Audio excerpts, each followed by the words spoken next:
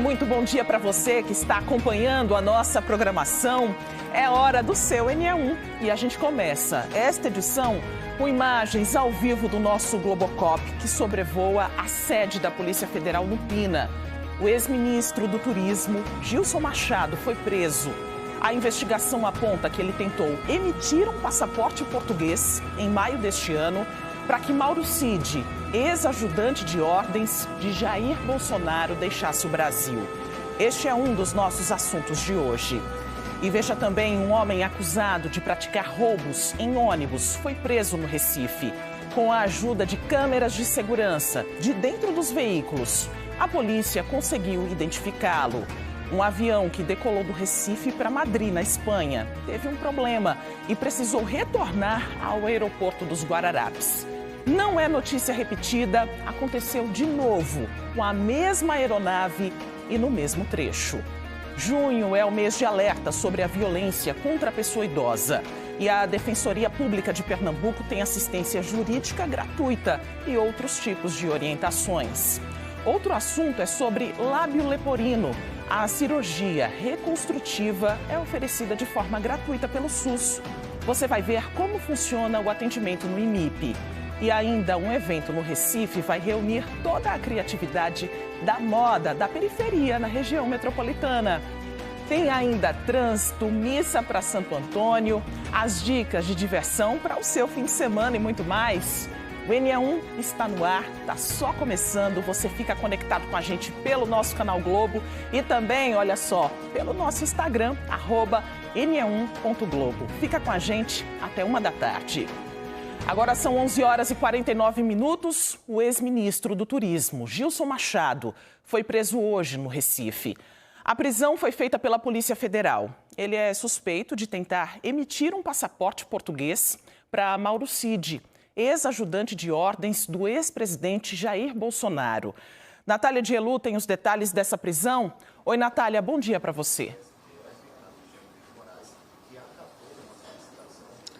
Bom dia, Maristela. Bom dia a todos. A gente fala ao vivo do prédio onde funciona a Superintendência da Polícia Federal no Recife, aqui no bairro do Pina, onde, neste momento, o ex-ministro do Turismo, Gilson Machado, está sendo ouvido pela Polícia Federal. Uma informação confirmada com a defesa, com o advogado de Gilson Machado, que foi preso, com a suspeita de tentar ajudar Mauro Cid, o ex-ajudante de ordens de Jair Bolsonaro, do ex-presidente Jair Bolsonaro, e também delator do processo que investiga a tentativa de golpe no país, a obter um passaporte português para fugir do Brasil, Na última terça-feira, dia 10, a Procuradoria-Geral da República enviou para o Supremo Tribunal Federal uma manifestação para investigar Gilson Machado, porque ele teria entrado em contato com o consulado de Portugal aqui no Recife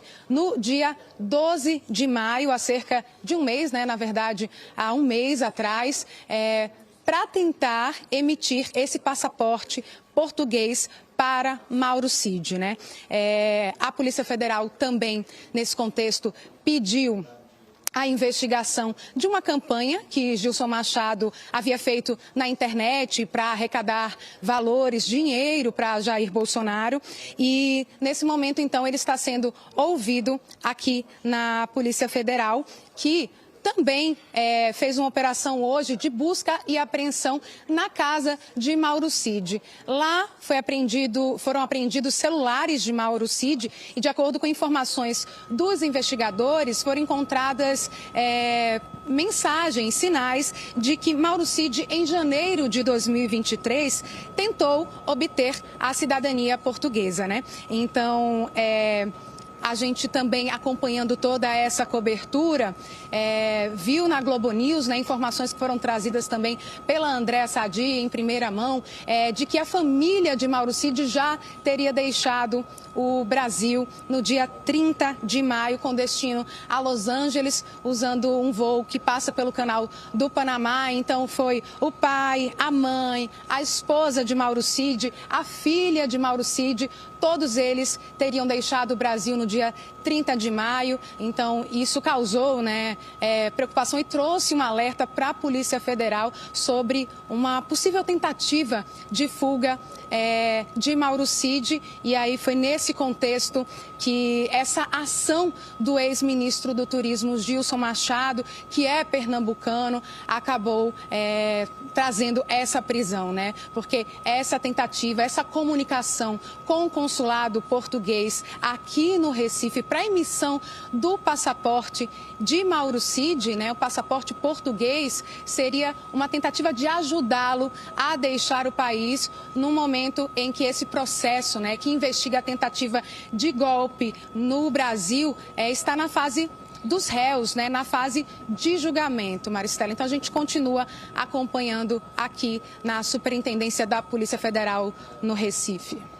Natália Dielu trazendo todas as informações ao vivo para a gente. O nosso Globocop está sobrevoando o prédio aí no bairro do Pina, na zona sul do Recife, onde Gilson Machado está sendo ouvido neste momento. Natália volta daqui a pouco trazendo outras atualizações para a gente. A gente segue acompanhando este assunto e durante esta edição a gente volta a falar com ela porque as informações ainda estão sendo atualizadas. E o G1 Pernambuco também tem reportagens sobre a prisão. O QR Code está na tela para você conferir. Tem informações sobre quem é Gilson Machado e também sobre as investigações.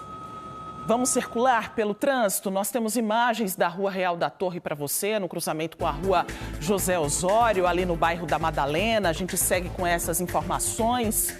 Ali, o trânsito mais tranquilo, agora 11 horas e 53 minutos, mas deve se intensificar. Alguns pontos de lentidão lá na frente, para quem está seguindo aí para a Rua Real da Torre, sentido túnel da Abolição, vai chegar lá na zona sul do Recife, na Imbiribeira.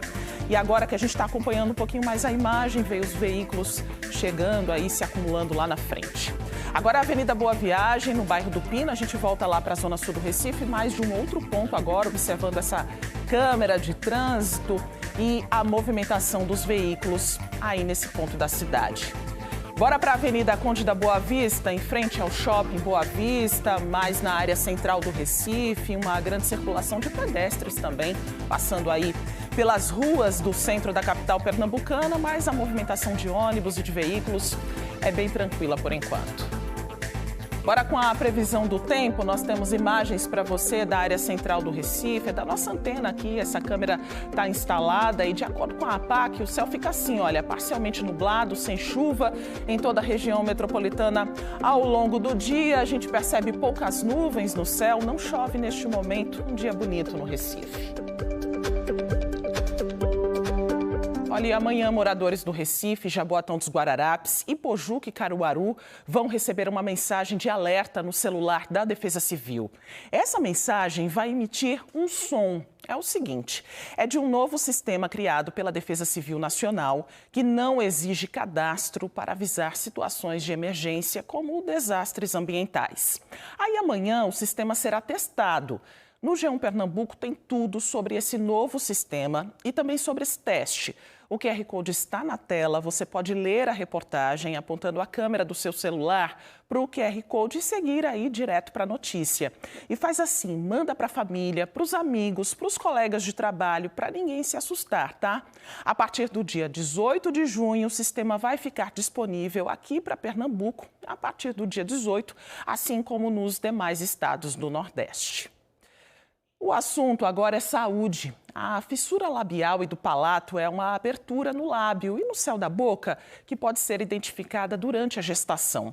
No Recife, existe um centro especializado para atender pacientes com essa condição. A gente fala sobre esse assunto com Lilian Oliveira, que está no IMIP, onde funciona esse centro. Como é que é feito o atendimento por aí, Lilian? Bom dia para você. Oi, Maristela, muito bom dia para você e para todo mundo que está assistindo o NE1. Esse atendimento começa logo após o nascimento do bebê, porque dá para identificar ainda durante a gestação, né, essa condição congênita. Em alguns casos, não, só após o nascimento mesmo. A gente está no IMIP, que é onde tem esse centro especializado de tratamento para fissura de lábio e palato. Esse é o maior centro do Nordeste e um dos maiores do Brasil. E reforço também que o IMIP hoje completa 65 anos. O hospital que é uma instituição privada, mas filantrópica, né, sem fins lucrativos. Foi fundado em 1960 pelo professor e médico Fernando Figueira. Durante toda a semana teve uma série de programação, aí teve homenagem a funcionários mais antigos. Hoje vai ter uma confraternização, os funcionários vão receber bolo, vão comer bolo, né? Então, um momento de alegria também para quem faz essa instituição que é referência em saúde aqui em Pernambuco e no Brasil também acontecer. Então, vamos entender um pouquinho mais como é que funciona esse centro na reportagem que gravamos essa semana aqui no IMIP. Um sorriso que vem sendo construído com cuidado, paciência e amor. Eu me sinto muito bom, com minha boca melhor, né? Porque antes eu tava com um buraco lá em cima aberto e tampei. Tá muito melhor. Aos 10 anos, Anthony tem uma rotina parecida com a de muitas crianças. Gosta de ir para a escola, brincar com o irmão mais velho, praticar esportes. Mas o dia a dia também envolve um tratamento longo e intenso para a correção da fissura labial e do palato. É uma condição congênita que ocorre quando tecidos do lábio e do palato, o céu da boca, não se unem adequadamente durante o desenvolvimento do bebê na gestação. A condição pode ser identificada ainda durante a gravidez, com exames de imagem. No caso do Anthony, a ultrassonografia não apontou a fissura. A mãe soube no momento do nascimento. A Dexandria sabe bem como é o tratamento porque ela também nasceu com a fissura do lábio e palato. Realmente, para mim, foi surpresa. Eu fiz todos os exames, mas não deu para ver. E em seguida, o parto, foi que eu fui surpreendida quando o doutor me falou que era também. Anthony passou por 3 cirurgias e usa um aparelho ortodôntico. Ele ainda deve passar por outros procedimentos até receber alta do tratamento. Tenho um orgulho enorme dele, até por ele ser guerreiro, né, de participar das cirurgias, não reclamar, obedecer todas as regras da cirurgia, né? O tratamento, incluindo a cirurgia reconstrutiva, é oferecido de forma gratuita pelo SUS. Aqui no IMIP funciona o CADEF, o maior centro do Nordeste especializado em fissura de lábio e palato. O paciente é acompanhado de perto por uma equipe completa: cirurgiões, fonoaudiólogos, ortodontistas e psicólogos. Tudo em um só lugar. Lara tem 18 anos e é acompanhada aqui no IMIP desde o nascimento. Hoje, após várias cirurgias e um tratamento multidisciplinar, esbanja a autoestima. Eu não tenho nenhuma dificuldade, nenhum problema. Minha vida segue normal. A família vive em Caruaru, a mais de 130 quilômetros do Recife. Mesmo com a distância, Lara nunca faltou a nenhuma consulta. A gente, como família, né, se uniu para estar sempre aqui nas consultas. A gente são 17 anos, quase 18, nunca faltamos uma consulta. O tratamento está quase no fim e logo ela deve receber alta. A rotina no hospital e o dia a dia com os médicos e enfermeiros inspiraram Lara, que sonha em trabalhar ajudando pessoas. Eu quero fazer enfermagem, justamente por eu ter crescido nessa área, e eu me encantei muito com o ambiente, com os profissionais, que eu sempre fui muito bem acolhida, e eu me apaixonei pela profissão.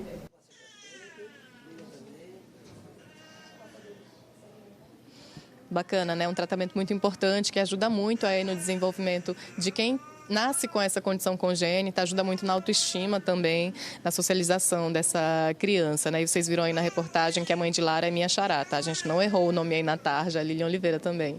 Agora, eu tô aqui com o Dione do Vale, que é ortodontista, é uma dos muitos profissionais, né, que acompanham essas pessoas que vêm para fazer o tratamento aqui no CADEF, que é esse centro especializado, né? Doutora, muito bom dia, obrigada por ter vindo conversar com a gente. Queria que você contasse um pouquinho do perfil desses pacientes e desse tratamento, né? Um tratamento complexo, longo também. Bom dia. Bom dia. Então, o CADEF é o chamado Centro de Atenção aos Defeitos da Face do IMIP.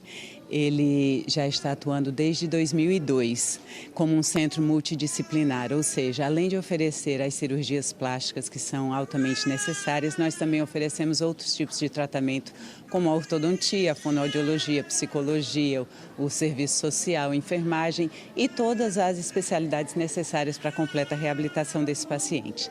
Tá? Então, a criança entra quando bebê, na maioria dos casos. É claro que nós recebemos também pacientes mais mais velhos, às vezes até pacientes já idosos, mas como regra ela entra bebê.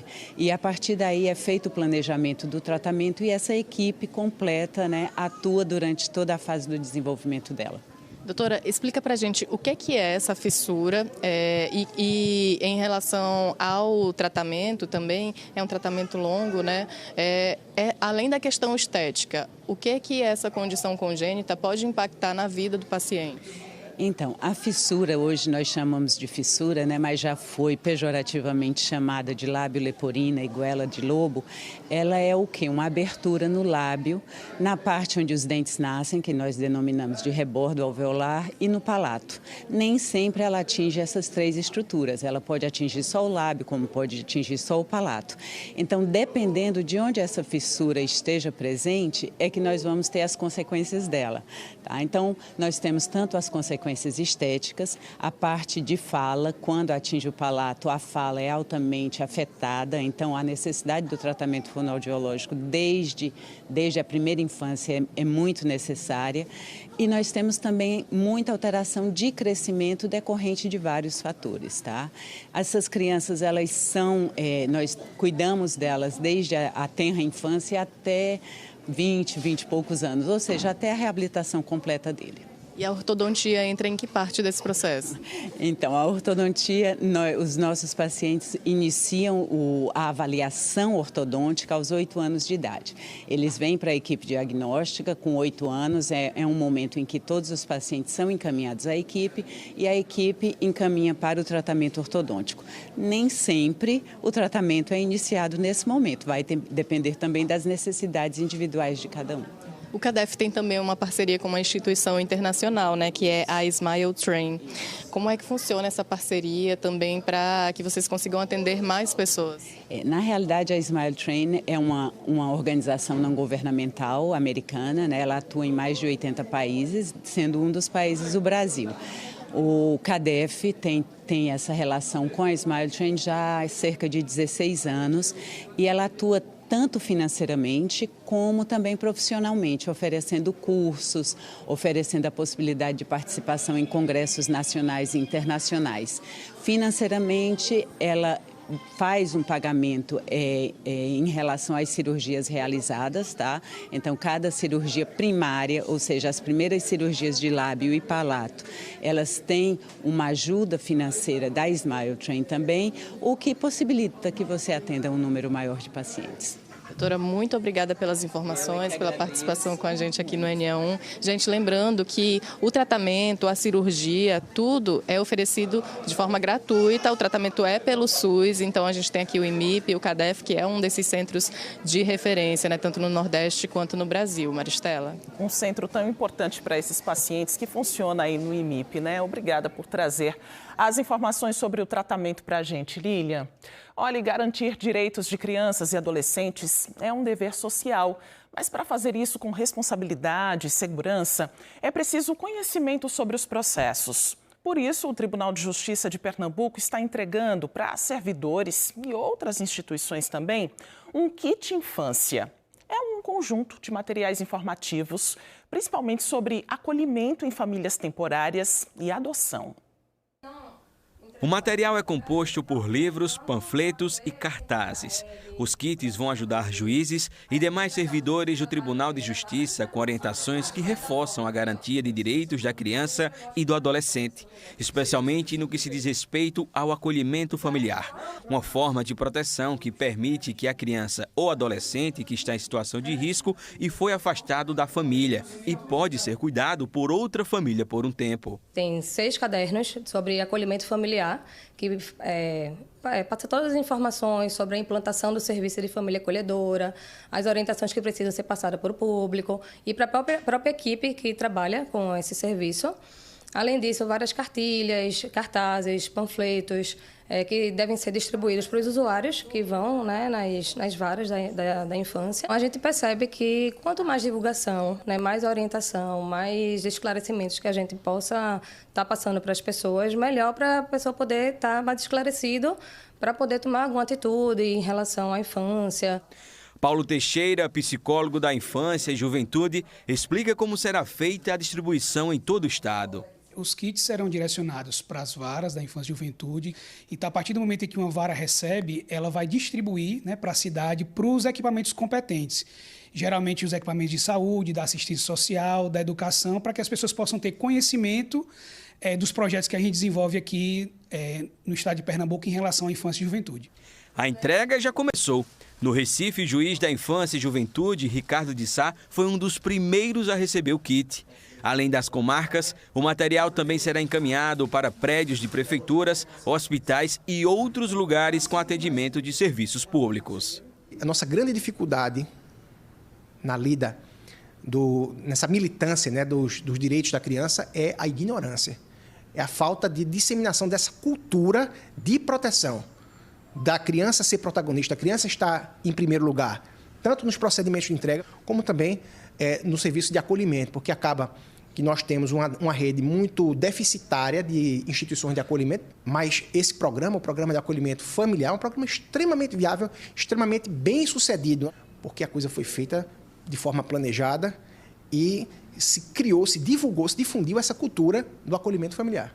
O psicólogo Paulo Teixeira reforça que ações como essa contribuem diretamente para a proteção de meninos e meninas em todo o estado. Infância e juventude é prioridade absoluta. Então, a gente entende que, a partir do momento em que a gente manda esse material, a gente, primeiro, faz com que a população entre em contato com temas que, às vezes, ela nem sabia que existia, como, por exemplo, a entrega responsável, e também os profissionais que trabalham com essa matéria, não só os nossos profissionais, né, os nossos juízes e os nossos servidores, mas que os profissionais da rede, o médico da rede, o assistente social do CRAS, do CREAS, também possa ter informação e, em atendendo, famílias, crianças e adolescentes possam fazer ou encaminhamentos ou acolhimentos e atendimentos mais qualificados. Pela segunda vez, o voo Recife-Madrid teve problemas técnicos. Essa rota da Azul Linhas Aéreas é nova. O voo inaugural teria que ter acontecido na terça-feira. Você acompanhou aqui no NE1. Mas depois da decolagem, a aeronave teve que voltar ao aeroporto do Recife. E aconteceu de novo. Uma frustração para quem tentava pela segunda vez ou tinha viagem marcada para ontem.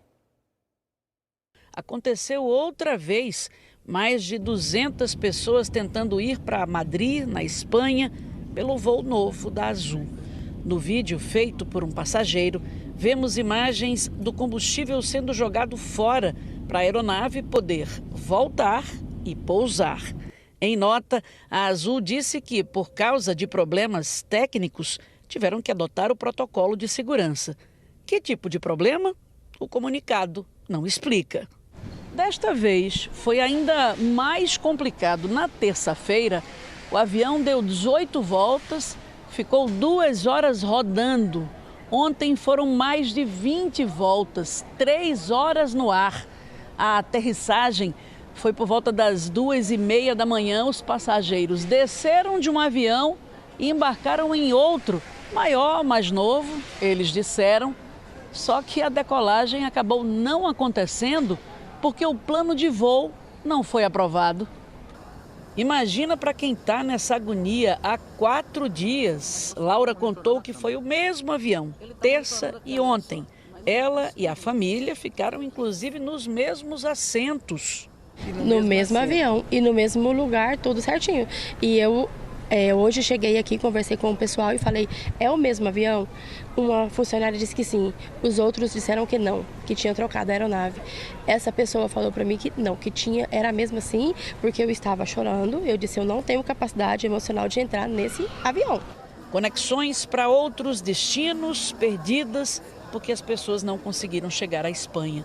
Compromissos ameaçados. Lucas comprou ingresso para um show em Londres. Aí eu vou tentar agora ver com eles se eles me colocam por outra companhia, porque eu tenho um show comprado, eu tenho um Airbnb comprado, eu tenho tudo comprado e eu preciso ir. Quando era o show que você ia? Amanhã. Júlia mora há 2 anos em Maragogi, Alagoas. Veio para Recife pegar o voo para visitar a família. A viagem de lazer virou estresse. Eu tenho medo de que hoje, às 19, tenhamos o mesmo aéreo, o mesmo voo. O mesmo avião? Se aconteceu 2 vezes, pode acontecer 3. É verdade, é verdade. Isso dá o que em você? Você está insegura, está com medo, está o que assim? com certeza é a primeira frequência, né, neste trajeto a Madrid. As duas saíram por agora erradas, precisamos que a terceira cheguemos lá, de certo. A Azul disse em nota que atendeu todos os passageiros conforme resolução da ANAC, Agência Nacional de Aviação Civil, que determina a assistência que deve ser oferecida em caso de espera longa, remarcação ou cancelamento. As pessoas com quem conversamos contaram que estavam sem comer desde ontem e só receberam água. Estou passando mal, com dor de cabeça, aquele cansaço, com fome, sabe? E cheguei agora no hotel, diz que não tem disponibilidade, porque foi comunicado 5h30 da manhã, e que era para o dia 13, e aí pode entrar só às 14 horas. E aí vocês vão ficar onde até 14 horas? Então, até 2 da tarde? Agora é para voltar, para ver onde que tem disponibilidade. Um descaso total, né? Que sufoco para esses passageiros, hein? A gente volta agora a falar sobre a prisão do ex-ministro do Turismo, Gilson Machado. Ele está sendo investigado por tentar emitir um passaporte português para Mauro Cid, ex-ajudante de ordens do ex-presidente Jair Bolsonaro. Gilson foi levado para o prédio da Polícia Federal, no bairro do Pina, para ser ouvido. E Natália Dielu está acompanhando, trazendo as informações ao vivo para a gente. Depois de ser ouvido, para onde Gilson Machado deve ser levado, hein, Natália? Maristela, a gente ainda busca essa informação porque logo cedo, né, quando a notícia de que Gilson Machado, ex-ministro do Turismo, foi preso, a gente buscou saber para onde ele teria sido encaminhado, porque a gente sabe que aqui onde a gente está falando ao vivo, do bairro do Pina, funciona a superintendência da Polícia Federal, mas a Polícia Federal também tem uma sede no bairro do Recife Antigo, também existia a possibilidade de ele ser ouvido em Brasília, então pegar um voo direto para Brasília, né, dada a importância, a proporção dessa prisão, né, no que ela representa dentro desse processo de investigação de golpe, né, de tentativa de golpe no Brasil. Então a gente ainda espera essa informação porque Gilson Machado neste momento está sendo ouvido aqui na Superintendência da Polícia Federal no bairro do Pina. A gente conseguiu falar rapidamente com o advogado de Gilson Machado, doutor Célio Avelino. Ele confirmou que ele está sendo ouvido aqui e que vai dar mais informações depois que terminar, né, esse momento. Ele foi preso no Recife hoje. A gente também busca informação sobre o local dessa prisão, né? Já que Gilson Machado tem alguns endereços aqui no Recife e também na região metropolitana. Ele tem alguns endereços no bairro de Candeias, em Jaboatão. Ele estava em Natal ontem. A gente conseguiu acompanhar essas imagens, essas postagens pelas redes sociais do ex-ministro, né? Ele estava em Natal acompanhando o ex-presidente Jair Bolsonaro, que é réu, né, nesse processo que investiga a tentativa de golpe no Brasil. Então ele estava acompanhando Jair Bolsonaro, Gilson Machado, que é muito próximo, homem de confiança também de Bolsonaro. E a gente então preparou para vocês acompanharem um pouco da história de Gilson Machado, porque ele foi ministro do Turismo, né, durante a presidência de Jair Bolsonaro e continuou com uma relação muito próxima com o ex-presidente e com Mauro Cid, que também era um homem de confiança, né? Mauro Cid, que teve um processo de busca e apreensão hoje cedo lá em Brasília. O Gilson Machado teria tentado facilitar a fuga de Mauro Cid, tentando emitir esse passaporte no consulado português aqui no Recife. Então vamos acompanhar um pouco da trajetória de quem é Gilson Machado, preso hoje pela Polícia Federal. Gilson Machado Neto tem 57 anos, é veterinário e produtor musical. Foi ministro do Turismo no governo do ex-presidente Jair Bolsonaro entre dezembro de 2020 e março de 2022. Antes, foi presidente da Empresa Brasileira de Turismo, a Embratur, e secretário de Ecoturismo e Cidadania Ambiental do Ministério de Meio Ambiente. Em 2022, foi candidato ao Senado por Pernambuco, mas não conseguiu se eleger, terminando em segundo lugar com 1.300.000 votos. Em 2024, foi candidato a prefeito do Recife pelo Partido Liberal. Ficou em segundo lugar, com pouco mais de 129 mil votos, 13,9% dos votos válidos. Antes de ingressar na política, Gilson Machado atuou como músico e proprietário de pousadas e hotéis. Ele é sanfoneiro da banda de forró Brucelose, uma das atrações confirmadas na programação do São João 2025 em Caruaru, no Agreste de Pernambuco, no dia 24 de junho. Ontem, nas redes sociais, Gilson Machado postou vídeos acompanhando a visita do ex-presidente Bolsonaro a Natal, no Rio Grande do Norte.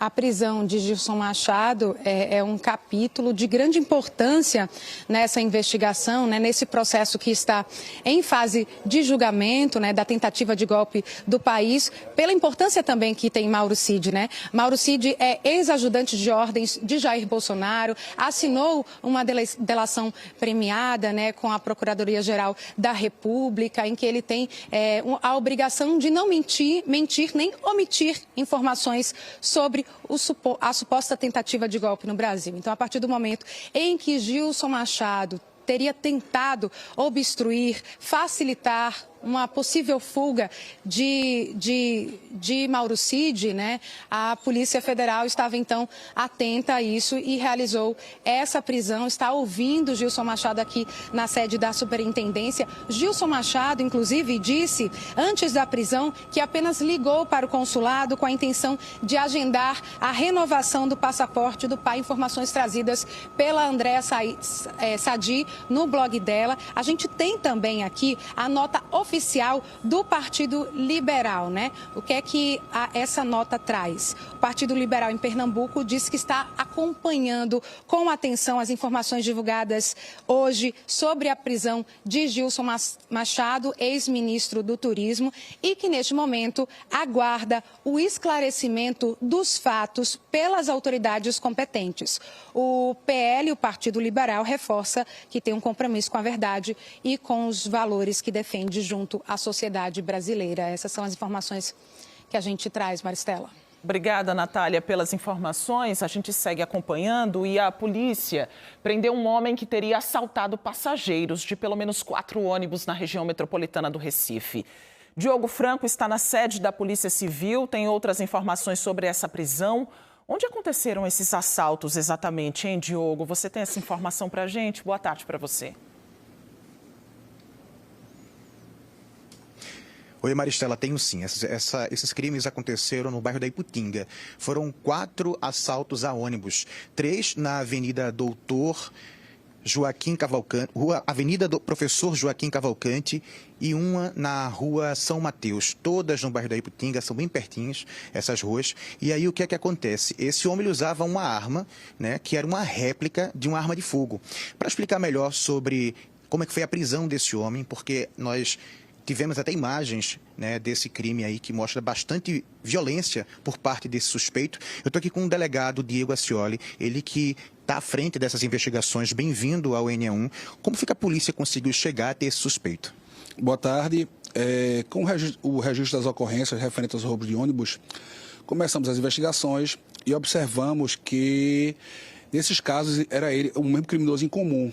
Então, com o auxílio do CEMEP, que é a questão do monitoramento através da tornozeleira eletrônica, nós conseguimos a sua qualificação, constatamos que de fato era ele através das imagens e foi feito um inquérito policial onde houve a solicitação da prisão ao Poder Judiciário e o Ministério Público, após um parecer favorável, o juiz acabou entendendo da mesma forma que a gente, né, dando essa prisão preventiva.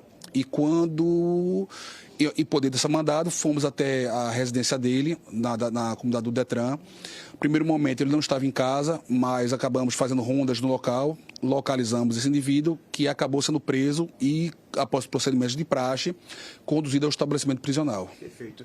Delegado, durante a coletiva, o senhor falou que esses crimes foram praticados entre 9 e 14 de maio. Eu pergunto ao senhor, em relação às linhas de ônibus, esse suspeito que a polícia disse que se chama Laon de Araújo Oliveira, de 27 anos, ele tinha uma linha de ônibus específica ou ele atuava aleatoriamente?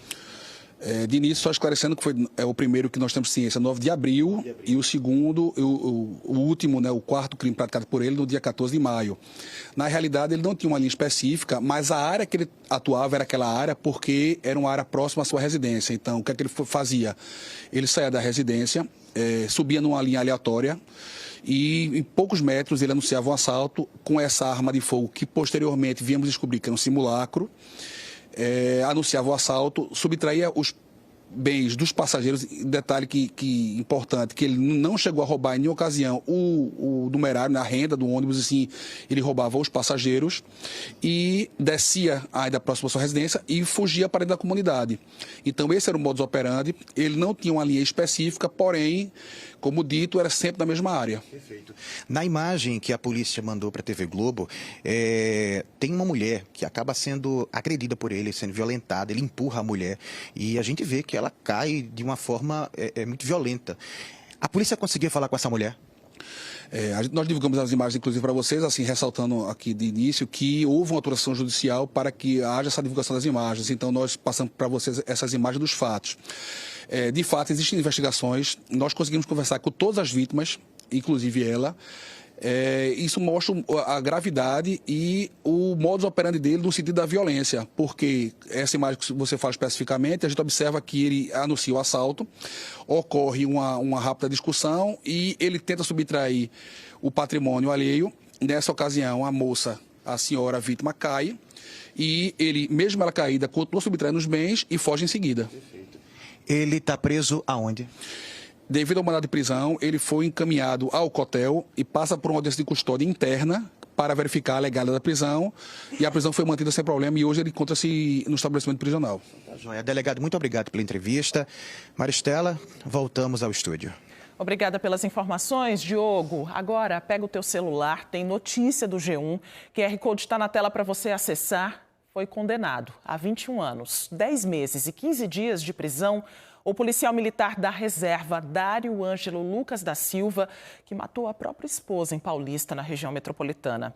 A gente trouxe aqui no NE1 ontem as primeiras informações sobre o julgamento e o G1 Pernambuco preparou uma reportagem com a decisão judicial. O QR Code está aí na tela. O crime aconteceu em 2013 e há 12 anos. O criminoso estava solto, mesmo tendo confessado o assassinato. Ele foi até promovido pela Polícia Militar ao ser aposentado. Dário foi condenado pelo crime de homicídio qualificado. Na época em que o crime aconteceu, ainda não existia a tipificação de feminicídio, que é quando uma mulher é morta pela condição de gênero. O mês de junho é dedicado a chamar a atenção para a prevenção à violência contra a pessoa idosa.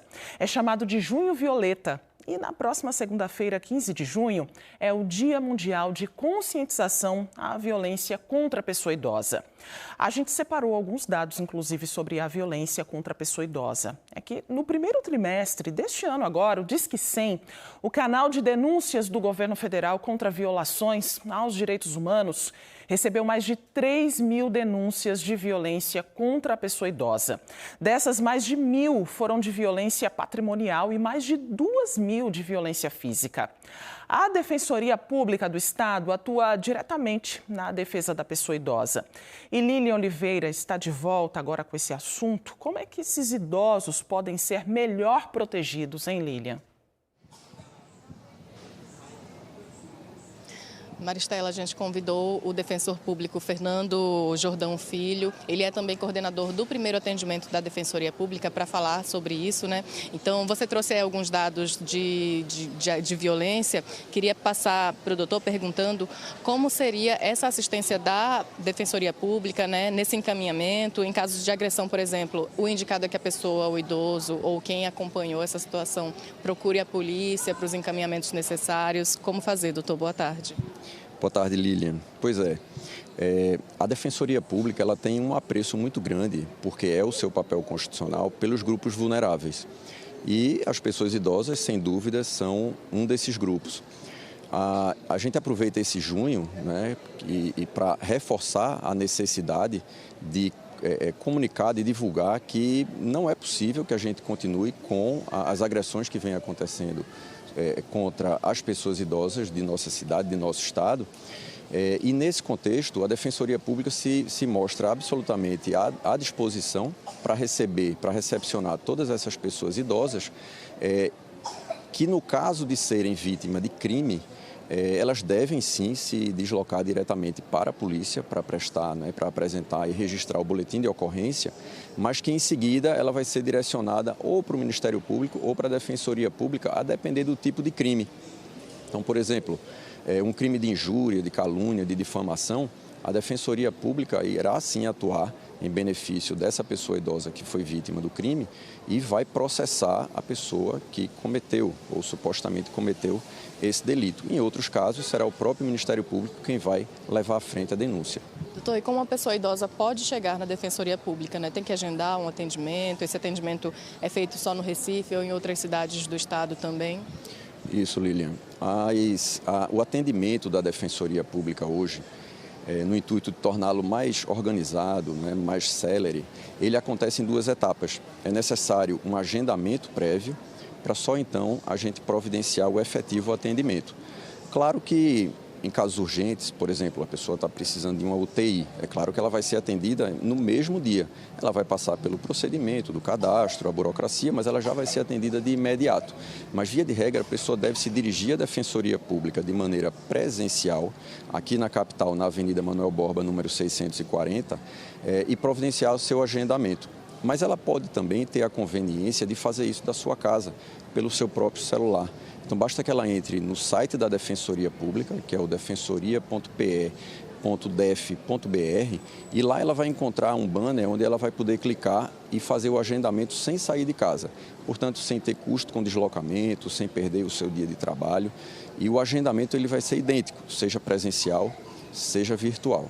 E em que tipos de crimes cometidos contra a pessoa idosa a Defensoria Pública atua? Em benefício da pessoa que foi agredida, do idoso que foi agredido, são crimes de ação privada.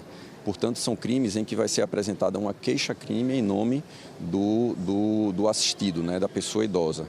Esses crimes vão ser calúnia, difamação, injúria, são crimes menores e que a Defensoria Pública pode e deve representar essa pessoa. Quais são os casos mais comuns que chegam na Defensoria Pública em relação a esse assunto, a essa comunidade da pessoa idosa? Olha, Lilian, a gente tem, de maneira bastante frequente, o caso do filho que precisa de um apoio, por exemplo, dos irmãos, porque eles abandonaram o pai. Então, a gente está falando não só de questão financeira, mas também de cuidados.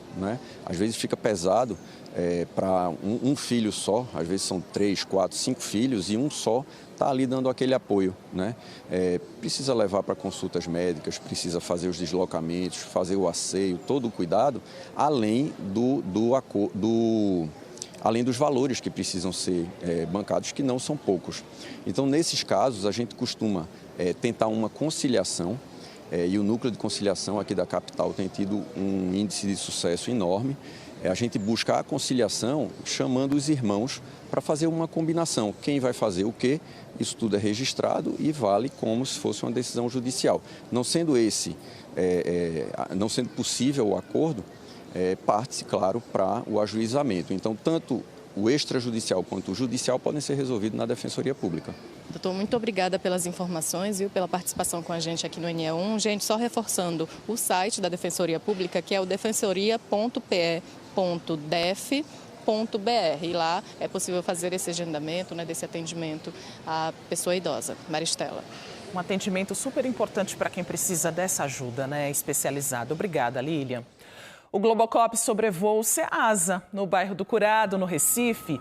Amanhã começa o Pátio do Milho, à meia-noite. E até o dia 24 de junho vai funcionar 24 horas. Isso mesmo, é só chegar para garantir o seu milho. Olha, durante esse período, 200 mil veículos que vão carregar e descarregar milho vão passar por aí. É uma grande movimentação de comerciantes, consumidores.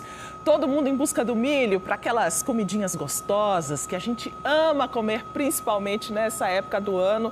E a gente já observa que tem caminhão por aí, tem milho, esse pátio vai ficar bem movimentado. O Ceasa é um dos maiores centros de abastecimento do país. Referência na comercialização também de frutas, verduras, legumes, cereais, pescados, carnes, flores e também produtos típicos da culinária junina. Depois do intervalo, a gente fala sobre glaucoma. O que é essa doença que afeta a visão? E como é o tratamento, hein? Você vai ver também que artistas da periferia da região metropolitana vão participar da primeira feira Moda Periférica. E você pode seguir o NE1 no Instagram, @ne1.globo. Tem curiosidades, reportagens, bastidores. O NE1 volta já, agora 12h31.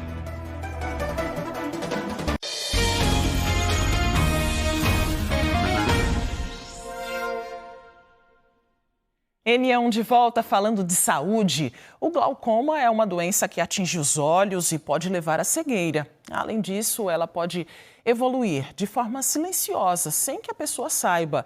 Para evitar problemas mais graves, as consultas com o oftalmologista são muito importantes. Elas ajudam a diagnosticar o glaucoma o quanto antes. O glaucoma é a principal causa de cegueira irreversível. A gente vai conversar sobre esse assunto com o doutor Alexandre Ventura, oftalmologista. Doutor, boa tarde. Primeiro, eu queria que o senhor explicasse o que é o glaucoma, o que causa o glaucoma. Boa tarde, Natália. Boa tarde, telespectadores. Realmente é assustador. O glaucoma é uma doença que pode causar cegueira. A cegueira pelo glaucoma é a causa de cegueira número 1, irreversível. E o assustador é que ele não causa sintoma no início. Então é muito comum a gente pegar pacientes que já têm um glaucoma avançadíssimo e não sabe que tem. E qual é a recomendação, então, doutor? Existe um grupo de risco em relação à idade, a doenças pré-existentes? A grande maioria das doenças tem um caráter hereditário, assim como o glaucoma. Aqueles pacientes acima de 40 anos de idade, pacientes que têm altos graus de miopia, de hipermetropia, aquele paciente que já usa óculos há muito tempo, cataratas maduras e pacientes, sobretudo, da raça negra e os orientais. Então, o glaucoma, apesar de não causar nenhum sintoma, alguns pacientes podem sentir algum embaçamento eventual, porque a pressão do olho pode subir muito e ele começar a bater na lateral, perdendo o campo de visão. Então é aquele parente que está batendo muito o carro, que está batendo nas pessoas, ele pode ter uma perda de campo de visão que pode ser de fato glaucoma. E o que perde não se recupera, né? Não, né? O queijo que o rato roeu, ele já foi. Então o glaucoma, ele na verdade é uma neuropatia óptica, é uma doença do nervo que foi perdida fibras nervosas e essas fibras não são repostas. Você está até com um olho para explicar para a gente mais ou menos. Isso, aqui é uma maquete de um olho, né? Aqui é onde é a córnea, onde se faz transplante de córnea, aqui é onde é o cristalino, onde existe a catarata, que a gente opera e coloca uma lente intraocular. Tudo isso laranja é a retina e aqui é o nervo. Então o nervo, quando a pressão do olho é aumentada, há uma lesão do nervo.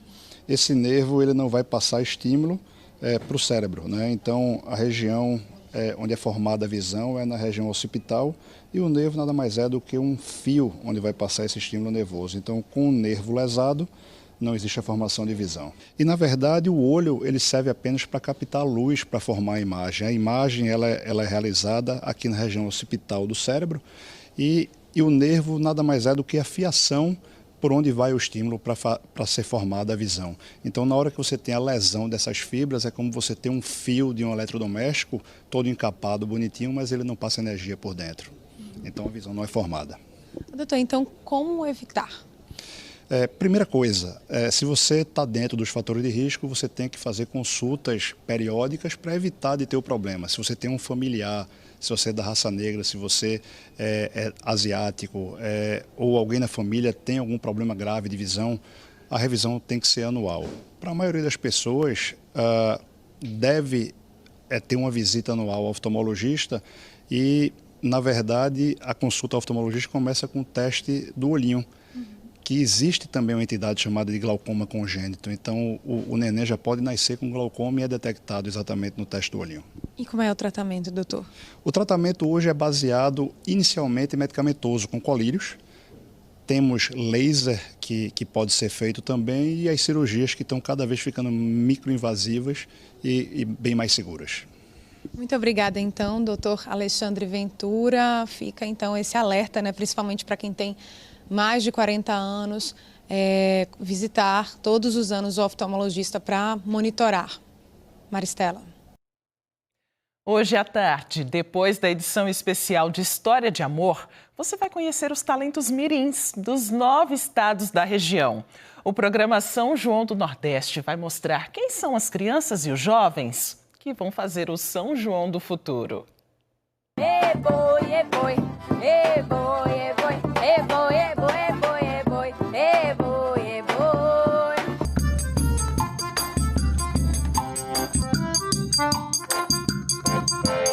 No cantinho da cama, um rádio a meio volume, cheiro de amor e de perfume pelo ar.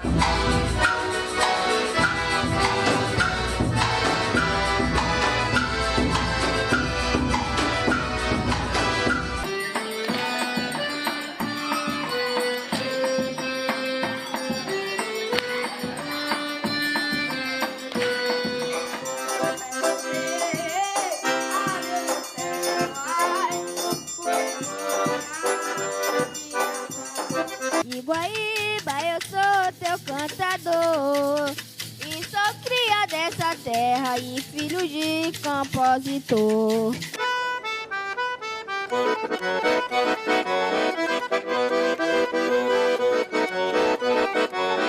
Ô Teresina, teu folclore é tão lindo, animar a tua festa na noite de São João. A porta vai estar sempre aberta, amor. O teu olhar vai dar uma festa, amor, na hora que você chegar. E amanhã, depois do É de Casa, tem o primeiro programa Causinhos e Cantos da temporada. A cordelista Mari Bígio vai receber a cantora Nina Ribeiro e os irmãos Pedro Cauã e Igor Gabriel. É com muita alegria que eu anuncio a volta do Causinhos e Cantos. Essa semana eu vou estar recebendo os nossos convidados especiais, os artistas mirins. Eu, Nina Ribeiro, Deus me proteja de mim, da maldade de gente boa, da bondade da pessoa ruim. Deus me governe e guarde, me ilumine assim. Eu, Pedro Cauã. Eu, Igor Gabriel. Eu só quero um amor que acabe meu sofrer. Tá lindo e é sábado depois do É de Casa. Eu, junto com essa turminha animada, esperamos por vocês. Até lá!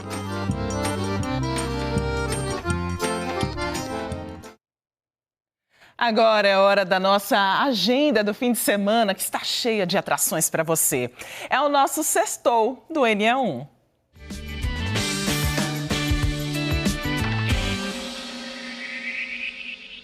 Oi, gente! Sextou e hoje é no Arraiado 100% Brasil. Karina Lins, os Moreninhos, DJ Júnior 100% nos intervalos. Chegou o grande dia do primeiro festival de inverno do TCM Cara, aqui no estacionamento do Largo do Bom Sucesso, às 18 horas, com muita atração. Fala galera, aqui é o Marcelov da banda Faringes da Paixão, passando para dizer que essa sexta-feira, dia 13, estaremos no Shopping Boa Vista, na Praça Gourmet, a partir das 6h30 da noite, fazendo muito brega, muito forró, muita música boa para você curtir. Fala minha galera do Cabo de Santo Agostinho, aqui é o Andinho Safadinho e daqui a pouco, a partir das 19 horas da noite, a gente tem um encontro marcado no Shopping Costa Dourada, no Arraiado Costa. Andinho Safadinho é atração confirmada, então vamos dançar forró. Aqui quem fala é Vaguinho, cantor da banda Expresso Passado, passando para convidar todos vocês para sexta-feira agora, 13 de junho, vim curtir o Baile dos Namorados, isso mesmo, no Clube das Pais. Oi, gente, eu sou Val Ravache da banda Saint-Tropez. Dia 13 de junho, meus amores, tem um convite especial para todos vocês. Vai ter o Taca Mais, minha galera maravilhosa, uma noite incrível, com muito forró, muito brega, para vocês curtirem também. Olá para todos, nós queremos convidar vocês para assistir a última temporada de 2025 do musical Capiba, Pelas Ruas Eu Vou. Será esse final de semana no Teatro de Santa Isabel, a sexta-feira, às 19h30, sábado, 19 horas e domingo, 17 horas. Fala, gente, eu sou o cantor Condinho. Nosso show de hoje está imperdível no Tropical Gardenia Show na Madalena. Vocês são nossos convidados mais que especiais. Oi, pessoal, sou o DJ Infa Vermelho e hoje vou estar fazendo uma festa, comemoração do meu aniversário, no Bar Caçarola, no Poço da Panela, do lado da igreja do Poço da Panela. Alô, galera de Recife, aqui é o Leone. Eu tô passando por aqui para avisar que nesse dia 13 eu vou estar aí tocando para vocês no Mirante do Paço. Vai ser o Dia dos Namorados do Downtown e vai ser a estreia nacional do meu novo show Baladas Sortidas, cheio de novidades e cheio de sucesso pra gente cantar junto. Não vai perder, né? Espero todo mundo lá. Um grande abraço. E claro que o G1 Pernambuco também tem roteiro de diversão para você. O QR Code está na tela para você conferir. É só apontar a câmera do seu celular para seguir direto para a reportagem. Confere lá. A seguir, novas informações sobre a prisão do ex-ministro do Turismo, Gilson Machado. Ele foi preso no Recife por tentar emitir passaporte para Mauro Cid, ex-ajudante de ordens do ex-presidente Jair Bolsonaro. E ainda você vai ver também o talento de artistas que vão participar de um evento de moda periférica que acontece neste fim de semana. O NE1 volta já, agora 12h45.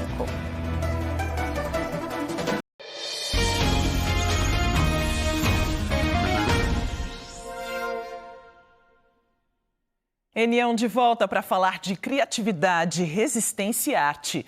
Elementos que prometem encantar quem for ao primeiro encontro de moda periférica da região metropolitana do Recife. A gente vai mostrar agora o trabalho de 2 artistas que vão estar lá. Para todos, uma oportunidade para trocar experiências e fortalecer também a identidade das periferias. Criativismo por toda parte. Uma palavra nova que mistura criatividade com ativismo e define o trabalho do artista pernambucano Galo de Souza. Fui descobrindo que era comunicação também. Fazer arte, sobretudo, é comunicar o que eu penso, comunicar o que eu vejo, mas também sair dessa questão também social e para uma questão lúdica também. Comunicar outros mundos, outros universos, outras possibilidades. No ateliê, que virou ponto de cultura em Jaboatão dos Guararapes, o quintal é uma extensão da sua obra. Imenso, vivo, com plantas e cores que ecoam a identidade do artista. Aqui, Galo de Souza constrói um universo inspirado pela cultura hip-hop, pela resistência e pelo cotidiano da rua. E tem meus personagens, que eu já faço desde o início, que no caso é o mundo do Olag, né? Foi um dos primeiros que eu comecei a criar.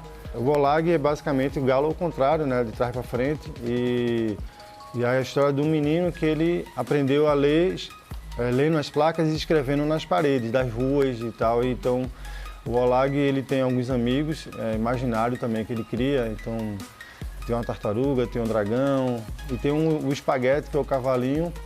Então são vários elementos que eu tiro da minha própria vida também e vou colocando nos meus elementos, né? Por trás das sobrancelhas de nuvem, um olhar que convida à reflexão. A marca visual de Galo de Souza é também um símbolo de esperança, resistência e imaginação. A sobrancelha de nuvens, ela nasceu também dessa busca,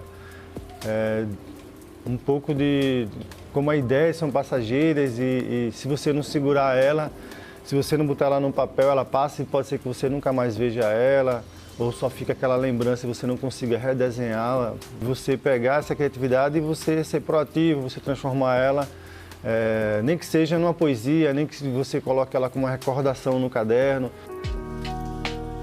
O nome artístico, Galo, também nasce da rua. Um resgate da origem dele numa comunidade conhecida como Galo de Briga, onde a arte virou caminho. Galo de Souza é uma homenagem à minha mãe, né, que é de Souza, o sobrenome dela, e Galo aqui da comunidade aqui, Briga do Galo, que fica aqui perto da minha casa aqui, alguns quarteirões daqui, e aqui tinha muito galo e ver essa coisa de galo por conta disso. E eu nem gostava no começo. Depois eu acabei aceitando o nome que meio que não foi eu que escolhi, escolheram para mim. São 30 anos de trajetória. Galo de Souza já levou a arte urbana a 13 países, do Brasil à Europa, da África à Ásia. A expressão transcende o muro, está em telas, objetos do dia a dia como camisetas, bonés e sandálias, tudo carregando a mensagem do criativismo. Com tinta, coragem e identidade, Galo pinta futuros possíveis. Estimular a comunidade a produzir o que ela necessita consumir também. Então, a comunidade necessita consumir roupa, livro, música, filme, histórias, né? Isso é que eu já venho fazendo de uma forma orgânica há muito tempo. As tintas também mudaram a história de Crespo. O artista de 28 anos se inspirou na cultura hip-hop para começar a trajetória na arte. Comecei a dançar com acho que 10 anos de idade, né? A maioria do grafite, da serigrafia também foi através de um amigo do break. E o que é que você traz na sua arte? Eu trago um pouco do meu dia a dia, né? Um pouco do que eu vivo também, da minha realidade, do que meus amigos gostam também, do que eu vivo, né? No meio que eu vivo, o pessoal gosta muito de letras, grafite, desenhos e tal. E aí eu tento aproximar, né? Tudo ao meu redor. A marca criada por ele traz a identidade do grafite para camisas e bolsas por meio da serigrafia. O método, antigo e artesanal, ganha novo significado nas mãos de Crespo, que usa a tela como quem usa um muro, para contar histórias, expressar ideias e reivindicar espaço. Trago um pouco da minha personalidade e da marca, né? Que, como eu falo, Crespo. E até o símbolo é um pentezinho daquele afro e tal. E um pouco da rua, né, que é o que eu me inspiro também, nos muros, na cidade, no dia a dia. Camisas com frases, desenhos com elementos da periferia e referências diretas à cultura urbana mostram que a moda também pode ser ferramenta de mudança. A gente vive aqui na comunidade, a gente tem tudo certo para dar errado, né? Mas através da arte, do break, do grafite, da serigrafia, é muito gratificante, né? Muito orgulho também eu tenho. Crespo também divulga a cultura hip hop aqui na comunidade do Detran, no bairro da Iputinga, onde ele vive. Uma vez por semana, ele dedica parte do tempo dele para dar aulas de break para as crianças. O pessoal deve olhar com outros olhos porque o hip hop salva, educa. Quando você tiver, é uma ferramenta também, tanto de inclusão como de transformação, né, velho? Eu sou um exemplo disso. Legal, né? O primeiro encontro de moda periférica acontece no domingo, na Associação Irmã Dorothy, no bairro da Imbiribeira, zona sul do Recife. É das 10 da manhã às 6 da noite. A gente volta com informações sobre a prisão aqui no Recife de Gilson Machado, ex-ministro do Turismo. Natália Dielu.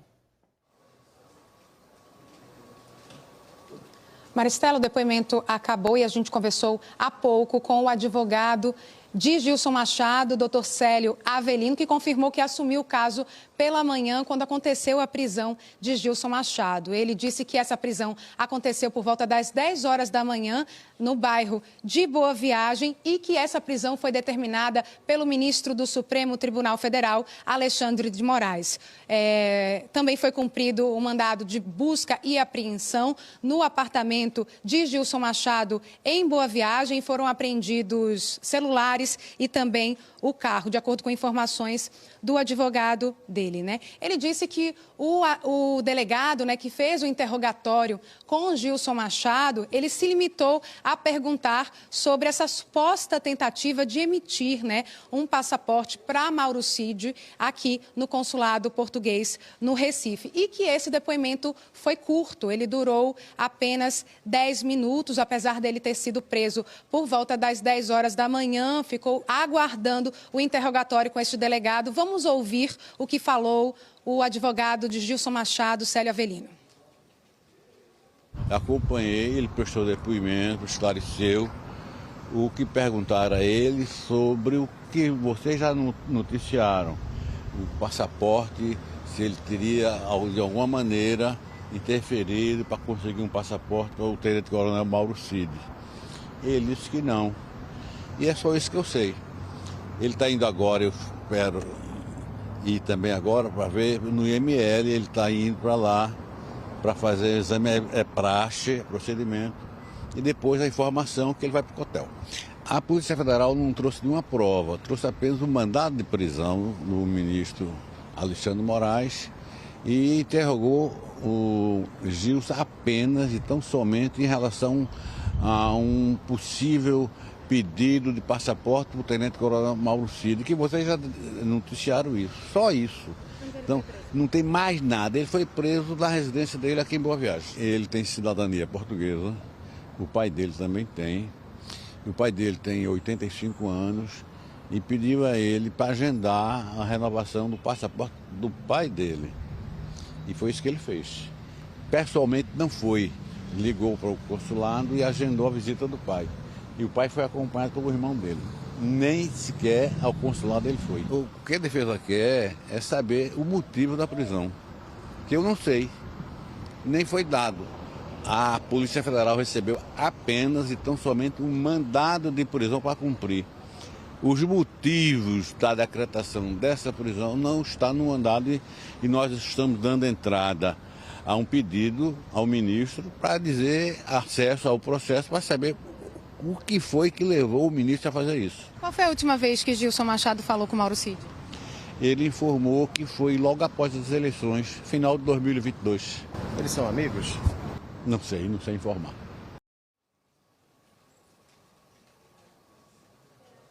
As informações, então, do advogado de Gilson Machado, Célio Avelino, que disse que no depoimento, né, nesse interrogatório, Gilson Machado confirmou que entrou em contato com o consulado de Portugal no Recife, mas, de acordo com Gilson, para obter informações sobre a renovação do passaporte do pai dele, que tem cidadania portuguesa. Então, a gente vai continuar acompanhando, porque o ex-ministro seguiu para o IML, onde ele vai fazer exame de corpo de delito e depois ele segue para o hotel, preso por determinação do ministro Alexandre de Moraes. Maristela.